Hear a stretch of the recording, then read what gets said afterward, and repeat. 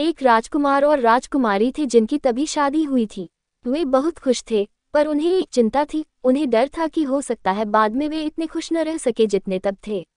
इसलिए वे एक ऐसा ताबीज चाहते थे जो उनकी शादी में असंतोष न आने दे।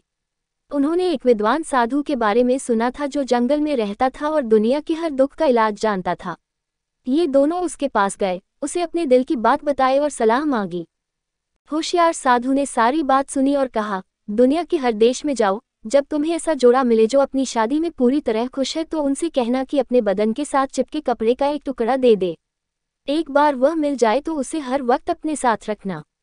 वह छोटा सा टुकड़ा बड़ा ताकतवर ताबीज होगा। राजकुमार और राजकुमारी यात्रा पर चल दिए। अभी बहुत दूर नहीं गए थे कि उन्होंने एक ऐसे सूरमा के बारे में सुना जो शादी से बहुत खुश था। वे उसके महल तक गए और उन दोनों से पूछा कि क्या ये सच है कि वे अपनी शादी से पूरी तरह संतुष्ट हैं। हाँ, सूरमा ने जवाब दिया, ये सच है, पर एक बात है कि हमारे कोई बच्चा नहीं है। यहाँ ताबीज नहीं मिला, इसलिए जोड़ा फिर अपनी यात्रा पर बढ़ गया। वे एक बड़े शहर में पहुंचे जहां कहा जाता था कि एक इज्जतदार आदमी बहुत लंबे समय से अपनी पत्नी के साथ बिल्कुल प्यार से रह रहा है। ये उस जोड़े के घर गए और पूछा कि क्या उनकी शादी में उतनी खुशी है जितनी सब लोग कहते हैं। हाँ, है, अच्छे आदमी ने जवाब दिया, मैं और मेरी पत्नी बड़े चैन से रह रहे हैं। बस काश हमारे इतने बच्चे न होते क्योंकि उनकी वजह से हमें बहुत परेशानियां हैं। यहाँ भी ताबीज मांगने का कोई फायदा नहीं था और वे दोनों चलते गए। सबसे पूछते जाते थे कि क्या किसी की शादी में सिर्फ सुख है, पर ऐसा कोई नहीं मिला। एक दिन वे नदी के किनारे के मैदान से गुजर रहे थे। उन्होंने देखा कि एक गड़रिया बैठा बांसुरी बजा रहा था। उसी वक्त उसकी पत्नी गोदी में छोटा बच्चा और साथ में छोटा लड़का लिए पति के पास आई। जैसे ही गड़रिये ने अपनी पत्नी को देखा वह कूदकर उससे मिलने को दौड़ा। उसने उसकी बाहों से बच्चा लेकर प्यार किया। गड़रिये का कुत्ता भी आ गया। वह लड़के के चारों तरफ घूमकर उसका हाथ चाटने लगा। पत्नी जो बर्तन लाई थी उसे नीचे रखकर पति से बोली, आओ खाना खा लो। गड़रिया भूखा था पर उसने पहला ग्रास छोटे बच्चे को दिया, फिर अपने बेटे और कुत्ते के साथ बांटकर खाने लगा।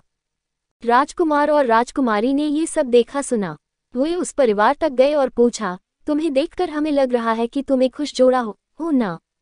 गड़रिया बोला, हाँ, हम सच में खुश हैं। मेरे ख्याल से कोई राजकुमार राजकुमारी हमारी तरह खुश नहीं हो सकते।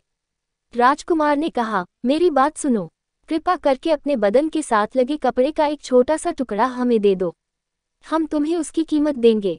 गड़रिया और उसकी पत्नी एक दूसरे को देखकर शर्मा गए।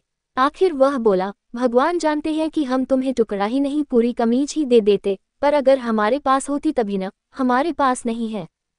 राजकुमार राजकुमारी यात्रा करते रहे क्योंकि वे जिस ताबीज को ढूंढ रहे थे वह मिली नहीं थी। आखिर इस अंतहीन यात्रा से तंग आकर वे घर की तरफ चल दिए।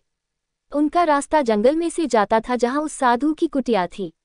वे रुके और उसके पास गए ताकि बता दे कि उसकी सलाह कितनी बेकार थी। मुस्कुराया और बोला, क्या सचमुच तुम्हारी यात्रा बेकार रही? क्या तुमने अपने अनुभवों से कुछ नहीं सीखा? राजकुमार मान गया, हाँ, मैंने जान लिया है कि धरती पर संतोष का वरदान बहुत कम मिलता है। राजकुमारी ने कहा, मैंने ये समझ लिया है कि संतोष के लिए जरूरी है कि हम संतुष्ट हों।